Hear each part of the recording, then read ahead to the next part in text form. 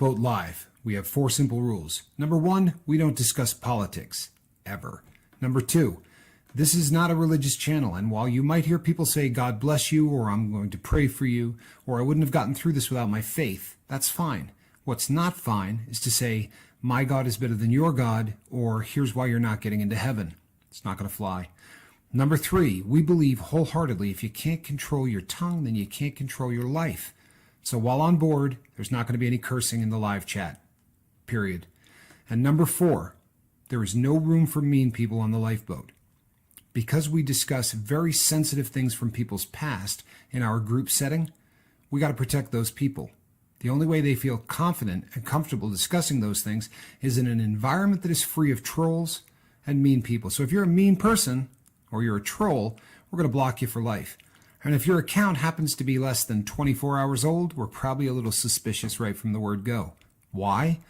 Well, because there are people in this world who enjoy being cruel solely for the sake of being cruel. It's not going to fly here. But if you're here because you're trying to get sober and live your best life, then you might find that the lifeboat is just that, a lifeboat. I'm Captain Tommy Scoville, and we will see you on deck.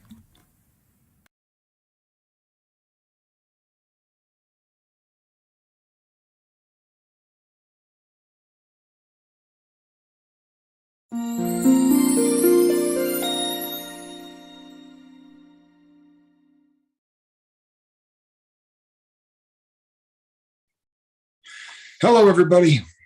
I am Captain Tommy Scoville, and you're on the lifeboat. Hope everybody had a good day. I was just telling my bobble-headed partner before we got rolling that you may remember about a month ago, I had that thing where it felt like I was just getting stabbed in the chest.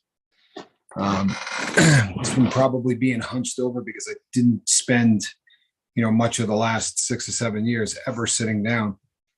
And I'm right back.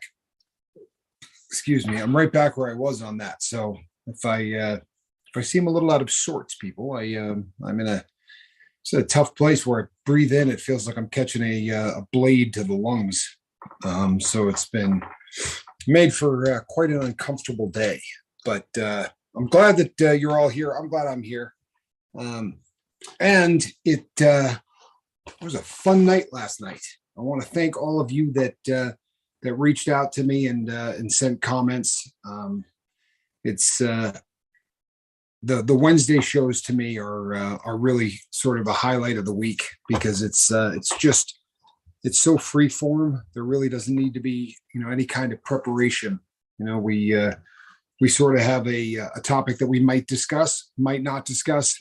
We just sort of come on and let it go. And Niall is, a bunch of you reached out and said, how much you get every time Niall's on. And he really is one of those guys that, his views and his angles and the ability to articulate his beliefs are just, he's second to none.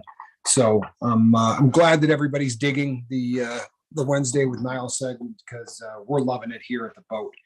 And it's definitely something that we want to continue doing each and every Wednesday. So thank you. And thanks for reaching out as well.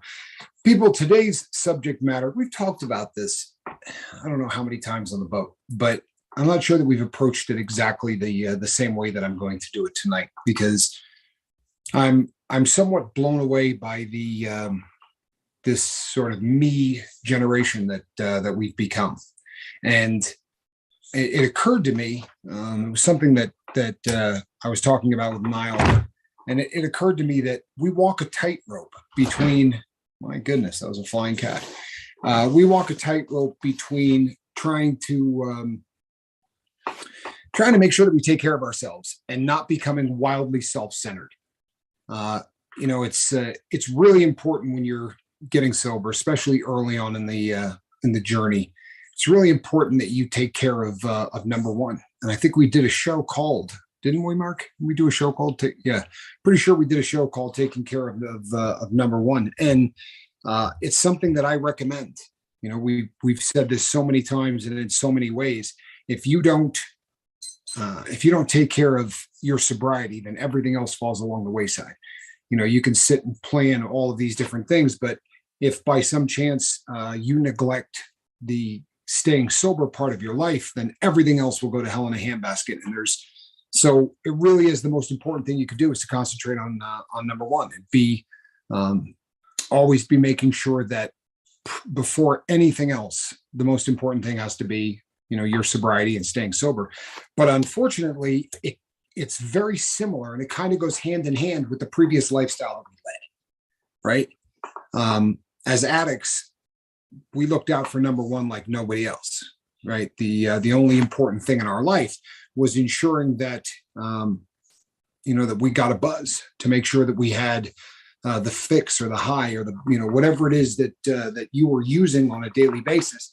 That became your vision. That was myopic. It was the only thing that you concentrated on, and all else falls by the wayside, right? You concentrate on yourself to the exclusion of all others. And I think we got to guard ourselves that instantly, we become sober, and the first thing that we do is start to do the exact same thing, and we get a pass, right? Everybody in the world sort of gives us a pass on this, because obviously everybody wants us to remain sober. Sorry, people, that was a cat. Everybody wants us to remain sober. So they're willing to put up with quite a bit of us, sort of being self-centered. And I think it's a dangerous road. It's in anything that we do. And one of the reasons that group therapy is so great is that anything that we do getting sober, you need some form of accountability. You need somebody that's going to call you on your whatever, call you on your BS, call you on your attitude, call you on, whatever it is that's going on in your life. The trouble is, this is one area that very oftentimes you're not going to get called on, because the world is rooting so much for you to be a success in your new life. They give you a pretty wide berth in terms of being a really self-centered individual. And in the last couple of days, I had an awful lot happen here. My niece gave birth last night to a very healthy baby boy, which is awesome. And there had been some complications along the way. It was a pregnancy that we were all kind of nervous about. Lord Kiss Freak, good to see you. I want you to know, seventh son every day made sure that he weighed in and didn't let us forget that you were saying hello, even if he had to reach into his wallet to do it. So we didn't forget you, my friend, and it's good to see you. But so with my niece giving birth and having a healthy baby boy, this was I started to realize that if this had been any other time, I wonder how much time I would have had for it. I wonder if I would have been as involved with everything that was going on, because in the past, I was more important than things like that. I was more important than anything, and including, my family, my kids, my siblings, whatever. It was all about me. It was about Tommy, and it was always about Tommy. And, now obviously the most important thing in my life is staying sober, but I can't do it at the exclusion of all else. If I did, well, obviously we'd be in some real trouble here at the lifeboat.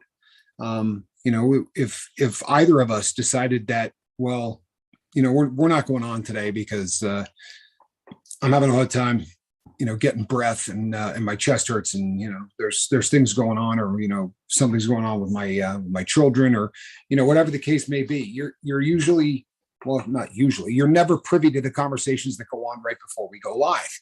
But very oftentimes when we get together and we do the, hey, how you doing, Tommy? Or hey, how you doing, Mark? We unload on each other. How you doing? Not good. I can't breathe. And I'm having problems with, with this going on. And we sort of go back and forth. But if we stayed true to the whole, self-centered, it's all about me, I would imagine that there would be far fewer shows that got taped than there would be shows that we skipped. And I think it's a tightrope, people. And I think it's one that we need to think about, because who's going to call you on it? Honestly, who is going to call you on you spending a little bit too much time focusing on yourself? if you think of all of the things that people say, all of the things that you hear concerning sobriety, right? And well, you got to make sure that that you come first, and we've got to make sure that you put your sobriety before everything. All of those sort of cliches really kind of steer you into that direction to completely concentrate on yourself. And I've known many people throughout my journey who went with plan A, where they went and did 12-step programs and they did meetings and things like that, where they would drop whatever they were doing. I mean, they could virtually be in the middle of a conversation with somebody that they cared about and go, you know what, I need a meeting, and just drop what they're doing, get in the car, leave. And it leaves all of the people that you care about going, well, like, am I going to give them crap for going to a meeting? What am I going to give them crap for trying to, to work on themselves or whatever? I think you got to guard against the fact that it's very easy to drag our self-centeredness from the page to you to the new person. I really think that this is something that we don't talk about very often. And I mean, let's be honest, it's not a particularly fun subject matter, right? We could do stuff that's more fun to talk about, to be sure. But we are this generation, that is even under the best of circumstances, with my air quotes up, right? Normal people, air quotes, there are books entitled, Taking Care of Number One. And there are all kinds of gurus and coaches that will tell you that the most important thing you can do is work on yourself, right? Self-help books. And, what do we say? If you don't do it for yourself, then you're not going to do it at all, right? You have to get sober for yourself. It's yourself. It's all about me. And this is something that, once again, people, this is one of those shows that I'm doing because this definitely applies 100% wholeheartedly to me. It really does. I find myself, hey, Charlie Murphy, I find myself getting dangerously close to being the same self-centered jerk that I was prior to getting sober. And I feel like I've got to get out of jail free card, right? Because no matter what I do, I'm sober and I can drop that one whenever I want. And I find myself doing it too often, if you know what I mean. If I'm a jerk one day and someone says, well, you weren't particularly nice yesterday. Well, I was having one of those days. I'm overcoming heroin as we speak. I've been sober closing in on 7 years, but I still have those days. And yesterday was one of those days. And I started wondering how often that's the truth, right? How often that the reason that I was a jerk is because I really was struggling that day. Or is this just one of those things that I can use now whenever the hell I want? Again, people, it's a tightrope. It really is. It's a tightrope. And the question becomes, how do you guard against this? And it's so funny. It really is. And I mean funny, haha. It really is funny because almost everything that we come up against here on the lifeboat and sobriety and living your best life or whatever, it always comes back to the exact same thing. Communication. I mean, how do I avoid becoming a self-centered prick? I'm sorry, there was no other way to say that. It really wasn't. But how do I avoid that? Well, be really honest with all the people around me. Honesty and communication are the two things that basically puts to death any of the things that are creating problems in my sobriety. So my loved ones, the people in my life that I really care about, I've been reaching out to all of them saying, I've been a jerk lately. Just be really honest. Have I been a jerk lately? The number of people who said to me, well, you haven't been as nice as you might have been earlier on, but I know you're trying to stay sober and it's my get out of jail free card. So what I did is I communicated with all of them and I said, I don't know that I'm comfortable using that as an excuse anymore. I kind of got to get to the point now where, air quotes, I want to be normal. Like we were talking about yesterday. I want to be a normal individual. And that means not using my previous life as an excuse for every single thing that I do. right? Anytime I come up short on something, I can always fall back to the, well, I'm not doing dope, right? Yeah, maybe I was a jerk, but at least I'm not sticking a needle in my arm, which is what I did for 30 plus years. I'm living the best life that I possibly can. And if I was a jerk, tough. And whether or not, whether or not you believe it, folks, that's kind of how I've been. And I don't know. This may be something that is just unique to me. I'd be willing to take that. This might be something that is just me. But the longer I do the lifeboat, the more that I find that every time I describe something that I'm doing, or I describe something that I'm going through, I get a bunch of people that reach out to me and say, man, I know exactly what you were talking about. So I don't know. We're going to see how many people reach out to me on this. But again, people, it always comes down to the same thing: communication and honesty. So I'm trying to be honest here with everybody on the boat. I have not been, say, the last 3 to 4 weeks. The only way that I could describe it would be relapse, right? I have definitely been in the process of relapse. I'm short-tempered. I get irritable really quickly. And, honestly, as I was starting to prepare for this today, I was thinking of all of the really good excuses. And it was subconscious. As I'm thinking about this, I'm thinking, well, in the last 3 weeks, this, and this have all happened, and that kind of gives me, this is why this is happening. This has been a tough stretch. There's stuff that's been going on with, I came here and I told you guys, they told me I don't have to go take these drug classes anymore. I was very happy. You remember that show. As it turns out, they changed their mind. No reason, no nothing. And I think what it boils down to is that, and God forbid, this will be the one show that he catches. But the gentleman that I report to doesn't answer his emails. Plain and simple, doesn't answer his emails. So the girl that I go and see sent him an email that said, I don't really need to see this guy, anymore. It's a waste of federal money, which is, go ahead, insert laugh track here. But it's kind of a waste of federal money. And, I don't know that he's getting anything out of it. I'm just bringing him away from whatever he's trying to do in life, to come down here and talk to me. And I feel like, we're wasting our time. Well, she kind of assumed that within a 30-day period of time, she might get a response. She has not. Sorry, people, my lungs are just killing me.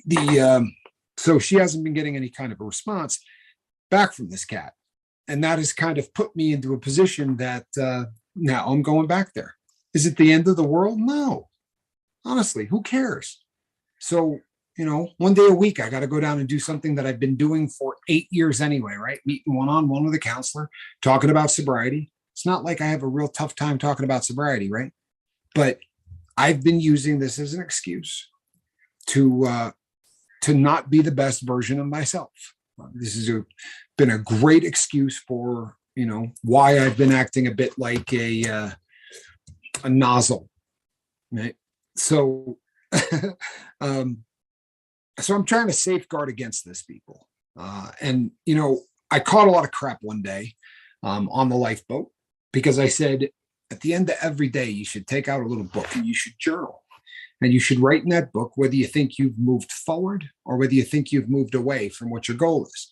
And I've shared this 1,000 times. My goal is that they close the box on me without me ever doing dope ever again. That's my biggest goal in life. And the question becomes, each day that I'm on this planet, am I getting closer to that or am I backsliding? Am I moving forward? Because if I'm not moving forward, I'm moving backwards. There's no such thing as sitting still in rehabilitation. Plain and simple, there just isn't. So people, I haven't been journaling. It's been a good 2 weeks, 3 weeks before I did since I've done any of that. And this morning I made my bed, right, at about 10:30. And these are all things that that are really indicative of going in the wrong direction. I have found the routine that works. I have found a routine that I do every single day that keeps me sober, and I'm not doing it, which means no matter how you shake it, I'm in relapse. Doesn't mean I used. I'll get that tomorrow when I mark. Someone will say that, Tommy relapse, right? You even said it on the show. I'm in the process. Right? The process of relapse takes, can take a day, and it could take a year, it could take 5 years, but it's when you're no longer moving forward. It's when you stop doing the things that worked to keep you sober. So I'm going to be rededicating myself to trying to get back to where I was about 3 weeks ago. It's going to start tonight by journaling. And it's funny, people. There are other things that I could complain about. I think I've mentioned on the show, I've been having those damn nightmares again, right? And I hate to sound like a wimp, but these things are just terrifying. And because of that, if I get one at 1 o'clock at night, I'm probably not going back to sleep. So I haven't been getting the amount of rest that that I really honestly need. And we've all talked about this a million times, right? You're hungry, you're angry, you're lonely, you're tired, right?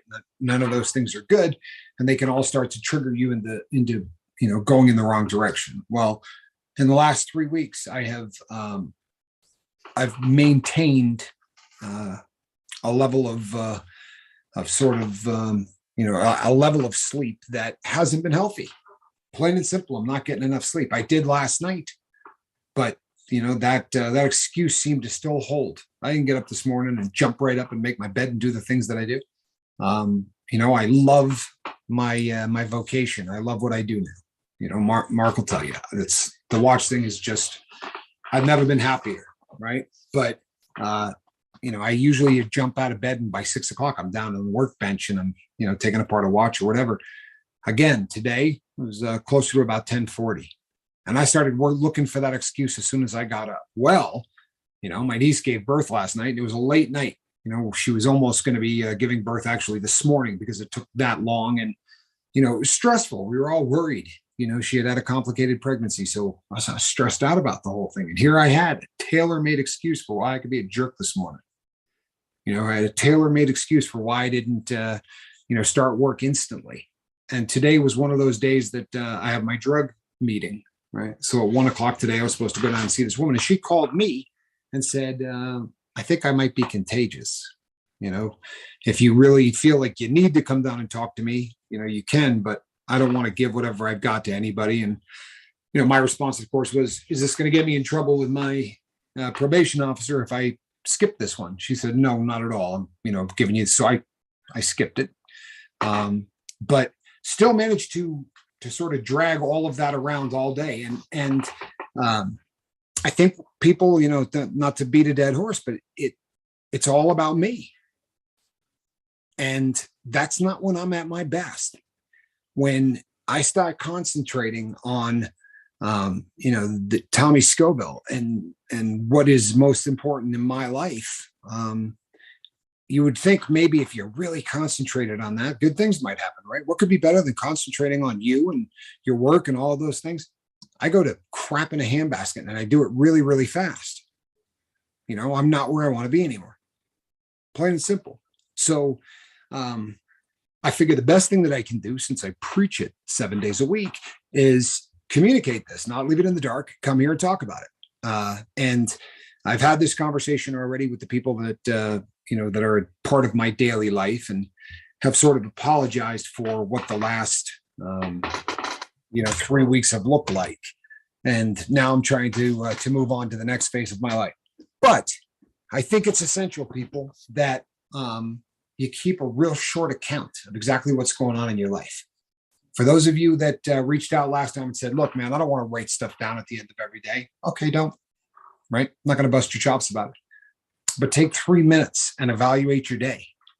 See, for me, it's nice because when I do actually write it down, like I can go back and look 4 weeks ago, and I can read what I was writing at the end of every day. And right around the time I stopped doing that, everything went to hell, which is so logical. It's crazy, right? I've managed to get 6 3/4 years of sobriety from heroin without any problem by doing a series of things every single day.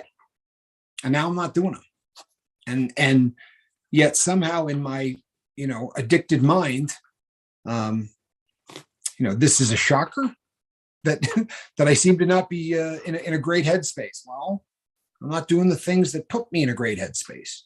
I'm not And I don't mean I'm miserable all day long, people. It's not at all what it is. I'm still having a very good time doing what I'm doing. I just don't think I've been treating other people probably the way that I should. And I'm late on emails, just all of the things that, I don't know, starts to resemble page 2. It doesn't start to resemble page 3. I want to be that guy that answers every email as fast as I can. I want to be a guy that makes sure that if there's a comment there, I respond to it. I want to be that guy that returns phone calls. I want to be that guy, right? I want to be that guy. I want to be the guy that I've been for the entire time you guys have known me. And since I seem to have gotten a little bit off kilter, I thought I'd come here and share it with the crew.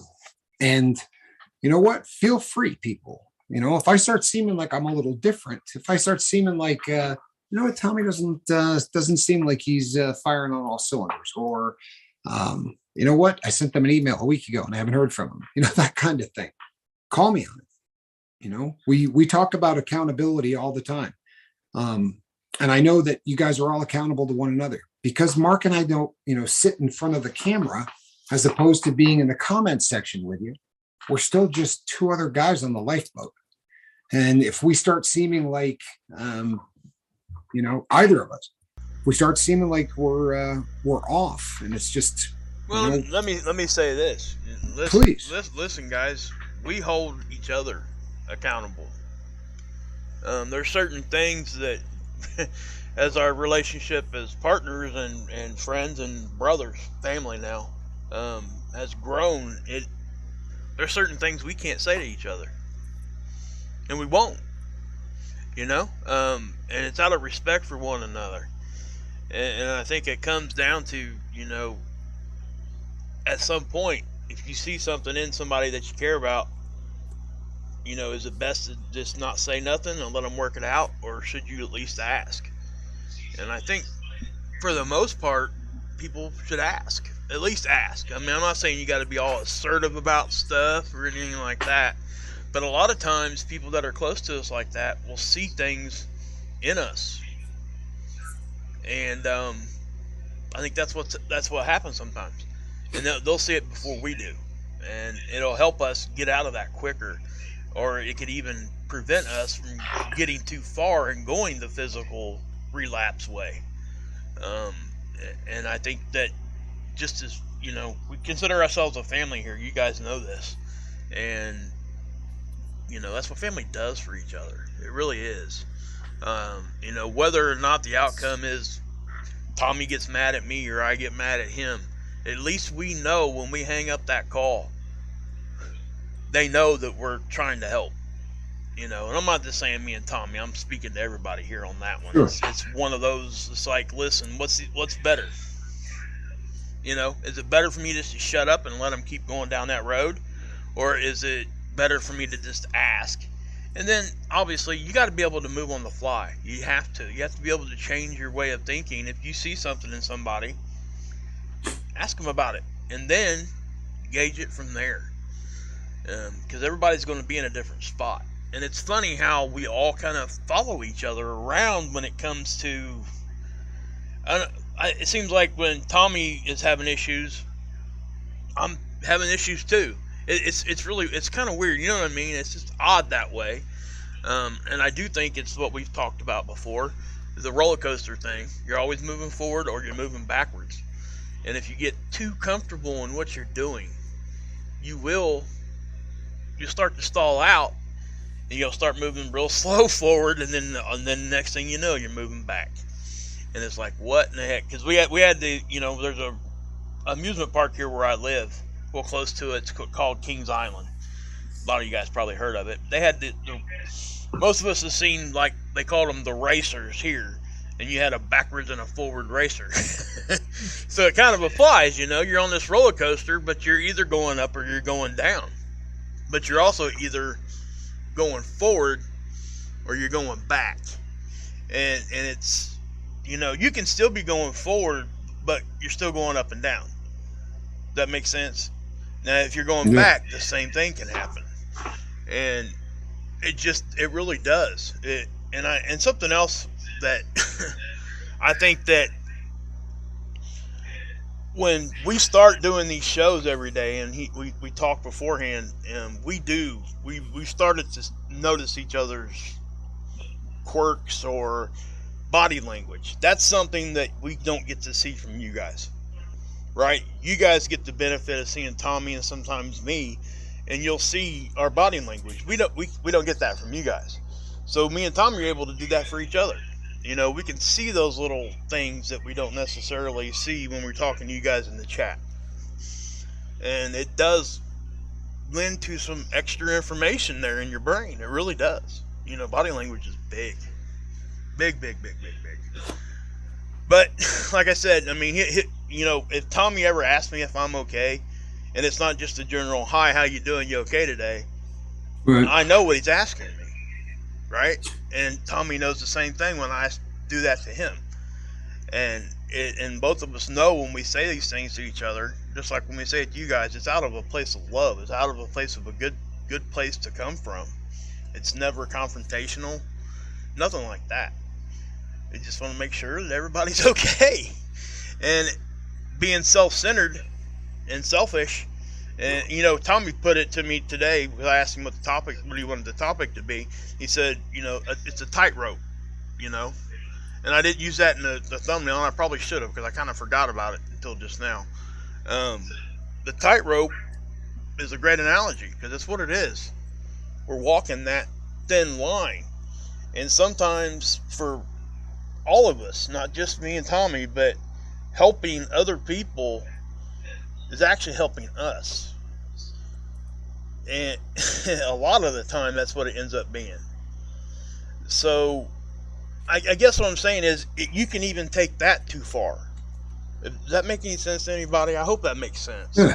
I mean, because you can. Because that could, if all you're ever doing is trying to help somebody else, it does come across as a little selfish. You might not even know you're doing it. And, how can you say, well, you're helping somebody? How you calling, you're helping somebody else? How you calling that selfish? Well, because I promise you, after I get done helping that person, it helped me. So what's my motivation? That's what it comes down to. And, whatever it ends up being, then you just got to address it and move forward. And like Tommy has always promised you, we ever have these issues, we will. We come here and we talk about it. And there's been a few times where we just talk about it between ourselves. I mean, it's just what it is. Sometimes you don't have to go blast it out everywhere. If somebody's there to talk to, that's what you need. It's not about letting the whole world see anything. It's not that. But sometimes that's what it ends up being for us. Right? And we let you guys see that so you guys can see how to handle those kinds of situations. And I think it's a great, we can sit up here and talk all day long. But, if we're not going to lead and do what we ask you guys to do, then what are we doing? You know what I mean? I mean, honestly. And that's exactly what Tommy's doing right now. He's telling everybody, hey, I was in a bad spot in my mind, and this is what I tell you guys to do, and guess what? This is what I'm doing. So, yeah. I mean, I want to shout out to John Black. John, thank you for your service, man. For real. John said, I'm a disabled combat veteran, came home from Iraq after 2 years, was hurt and took painkillers for the first time in my life. And the trauma I would never deal with. I appreciate this chat. Well, we appreciate your service, bud. We really do. God bless you, man. And I'm glad that you found the lifeboat. Yep. Glad you're here, man. Yep. No two ways about it. We're glad that you're here. And this is one of those things. By the way, Rock, I got your email and I actually read it. I haven't responded back, but I will. And I'm sorry for the sweat, people. I am working. He's not feeling good, guys. We talked about that. Yeah, before, I think I've got all of the muscles basically torn through the chest. It happened about a month ago, and this morning it was so bad that I honestly was like toying going to the emergency room. But I thought it was a lung thing, and then while taking a big drink, I got the exact same feeling, but I wasn't breathing in at all. And I felt the same sort of pain from just swallowing. And I realized that I've kind of torn everything through the chest cavity area, through the, I don't know if the muscles in there are torn or whatever, but I am working. to keep breathing and not keep breathing. I'm working. I'm working to breathe. Yeah. And it's just causing me to sweat a little bit. You know what? I think you summed it up, Mark. You know, the it's very easy, people. It's painfully easy to let hypocrisy take over. If 365 days a year, give or take, you know, the two of us come on here and talk to you, there are people that tend to start believing that we're a couple of guys that have all the answers, and we don't, by any stretch of the imagination. And if I've ever, led anyone to believe that, or Mark has ever led anyone to believe that, then we screwed up, because really we're on the exact same ride, right? We're all in the same boat. That's why we call this place the lifeboat. And so I just I figured it was probably time to practice what I preach, you know. Exactly. And you know what, that's and again, guys, you know, when we do channels and stuff like this, we talk in the background. I mean, you have to know that. And so we do have little extra information about each other that most people aren't going to get, and that just comes with the territory. And I know he's seen me go through a cycle, and I've seen him go through a cycle, and you know what I mean. So it's one of those things that it just, you see it, and once you start recognizing it and you feel close enough to somebody, there's certain things that not only you can't say to each other, but there's certain things that you absolutely have to say to each other, no matter how hard it is to say. You don't ever want to ask anybody, hey, are you using, or hey, are you doing this, or you doing that? But sometimes, guys, you have to ask, you know, because guess what? The one time you don't, and they are, I mean, what in the world, you know, how would that, you know, make you feel at the end of the day? And that's kind of what I'm saying, you know. Not that that's ever been an issue with me and Tommy. I'm just using that as an extreme type of, you know, conversation. But some, you know, that is a conversation that me and him would have if it needed to happen. I mean, it's just really, that's where it's at. And I hope, and what's awesome is I see you guys doing that for each other, and it's really cool to see that, you know. You know, it's like, somebody somebody popped in here. I think it was it Seventh, or it could have been Charlie. Can't remember, but hey, you know, you just type in there Joanna, you hear, because they haven't seen Joanna type yet. So yeah, it's stuff like that. That's an immediate thing for everybody, and they want to make sure everybody here is okay.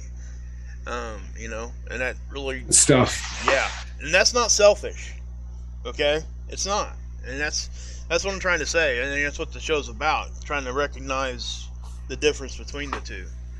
And it's absolutely, and it's a thin, tight rope, like you put in that text to me. It is a very fine line, and once you figure out where that line is, you still might break it. It's just, you got to be strong enough. And I think one of our biggest assets, we're able to understand that we don't have all the answers, like you said earlier. Amen. Amen. That is a very strong characteristic in somebody that's able to admit that they don't have all the answers, but what we will do, we will 100% give our best shot at finding the answer for anybody who asks, and or try to give you avenues to go down, or just being honest enough to tell you that we don't. You know what I mean? I think there's a certain pressure when you run a channel to come across as if you do have all of the answers. You know what I mean? Like you start in your head, you start buying into the guru thing, even if you don't want to, because you get a lot of people that ask you advice, and a lot of people that say nice things. That's why I make sure that I've got Christ is King, says LSR 86. Good to see you. Yep. Nice to see you. Glad that you're here. And yeah, it's one of those things that I guess I've gotten. Talking. John Black says talking about things really helps. I used to think it was BS. I think we all used to think that. Yeah. John, really, I think that's something that everybody here can relate to. That, you know, especially when you first get sober, because you're still carrying all the baggage from the years that you spent drugging, and you see these people that are sitting in a room and talking about what's going on in their lives, talking about the problems, and you're like, oh Lord, they're freaks. It looks like a cult. You know, like I remember all of those all of those thoughts as I started to first get sober. But yeah, did you guys hear about the new drug stronger than fentanyl called? One moment, people. ISO. Yeah, I think it's a ISO. I think it's a nitazine. I'm pretty sure. Yeah, you know what? Yeah, that's the. There's about 16 different names that they're calling that. It comes under phytonitazine, right, or nitazines. There's a couple of different analogs that they're making of it. It's not technically a new drug. It's just a new drug to the street. This is something that was synthesized pretty close to 50 years ago. Yeah, like 60s, and wasn't it? Yeah. and the reason that it didn't get put into wide practice at the time was because of its strength. They would have had to try to administer it in such small doses, and then you have to keep that small dose in suspension to make sure that people get the right amount. And they basically came up with a painkiller that was too strong, and it ended up on the shelf. But one of the problems with nits is that, and a lot of people on the street are calling it nits, but one of the problems with nitazines is it's a very easy drug to make. So it is to opiates kind of what crystal meth is to amphetamines. There are people that are actually going and getting ingredients and kind of making this stuff in their bathtub. The first bust for somebody manufacturing nitazines actually took place over a decade ago in Salt Lake City, Utah. And it's really making headway. We actually have someone on the boat from Florida who the last time we spoke to this individual, they were 30 days sober, 25, 30 days sober. They're doing well, but the people that they got their dope from, you had a choice basically of two substances. One of them was fentanyl and the other was nitazine. Like the heroin was just gone in the part of Florida that this woman is using in. But it's a dangerous drug. We did a show on it about a month and a half ago. It's just one more opiate out there. Yeah, and I think something, because that when you hear something that's not only stronger than heroin but stronger than fentanyl, if that doesn't make your jaw hit the floor, man, there's just nothing that's ever going to. Anybody that's ever been in the drug world has to understand that. I mean, honestly. But I want to say this too. I had my group today too. Somebody was asking. I think it was Rock was saying, he mentioned about maybe getting on a maintenance drug, and I let him know that me and you both are on Suboxone maintenance, and because of that, I go to an outpatient program and I do my groups on Zoom, and mine's also on Thursday, which is today. I actually brought up this nitazine conversation in my group today. And what's amazing is that you start seeing the doctors have no idea what it is. All the users are... and because it was provider day. So the doctor was there in the group. That's how it works where I'm at. And and here's the thing. When I mentioned it to her, she said, because she'll be back in 4 weeks, she's like, I'm researching that as soon as I get off this call. I mean, because, when you hear a doctor say that, and then they say, well, I need to research this. And I had brought it up because I didn't know nothing about this either till Tommy brought it up. So, he did his research on it, and I went and looked at it and everything. So I was just trying to figure out for myself if I could add anything or help anybody understand it better. And it most definitely is easy to make. I can tell you that. I'm not going to tell anybody how to make it. I can tell you that too. But the thing of it is, guys, they're not, and just like what they're doing with K-fentanyl now, they're cutting, and this is something I wanted to bring up tonight. They're cutting other drugs with it, and not drugs that you would think that they would. My doctor lives in Elkhart, Indiana, and she said that last month they had 7 overdose deaths, right? They had 5 this month. But the 5, you know what it came from? It was 5 people that was smoking synthetic weed, and it happened to be laced with this stuff, and they didn't know it. And all 5 of them died. Okay, and this is one of those things because she went into the in-depth story there because she's privy to some of the back information, and she said that the majority of these kids were doing nothing more than what just normal kids would do, was like weed. They had no idea, and this is how dangerous this stuff is. And she asked me, the doctor actually asked me, why would they cut it with nitazines or fentanyl or something like that? I was like, because it makes it everything just, they're still getting euphoria. They think it's coming from the THC, but it's not. And then it's an old trick that they can use on you, and now you're addicted to something else and you didn't even know it. And it really can be bad. And the worst part about it is it's so strong you can't dose it out right. There's no way. No. Unless you're in a lab. People are going to die, and it sucks. It really does. It sucks bad. 300 people a day. John Black said, this stuff isn't by accident. And, I don't want to start down this rabbit hole, John, because I've done a few shows on it already, and everyone can tell you I will start yelling and losing it. But the number one cause of death from 18 to 45 in the U.S. today is drug overdose. And I agree with you. I don't think that's an accident. If you look at where this stuff is coming in from, it's definitely not coming from countries that have our best interest at heart. And 18 to 45 is, as you know, right, probably more than the next. That's military age, so it's I don't think it's an accident, and it's taxing this country to the point that it's frightening. It is. It really is. It's frightening, and there aren't enough people yelling about it. My hat is off to Steve and some of the other people that have been doing letter writing campaigns.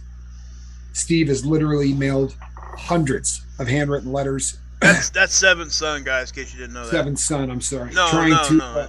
No, you're right. Trying to make the politicians aware of this if they're not, and make them answer, to what they're doing about it if they are aware of it. So that is the most that we can ask for, is that everybody just does something. I'm hurting so bad, people. Yeah, I just can't breathe. Yeah, guys, we're gonna. He's not feeling good, guys. It's just muscle is what it is, but I can't. Yeah, I'm having a tough time here getting there. Yeah, I think we're gonna go ahead and call it a night, guys. He's not feeling good at all. Obviously. We got close. Yeah, we got close. We got close, man. We're trying to get through this whole thing. Yeah, people. We will be back tomorrow night, same bat time, same bat channel. Hopefully my chest will be doing a little better tomorrow than it is right now. But between now and then, right, reach out and try to save somebody. It's what we do. I am Captain Tommy Scoville, and on the other side of the glass, Mark Wages. And this is a Cat in the Basket. Good night, everybody.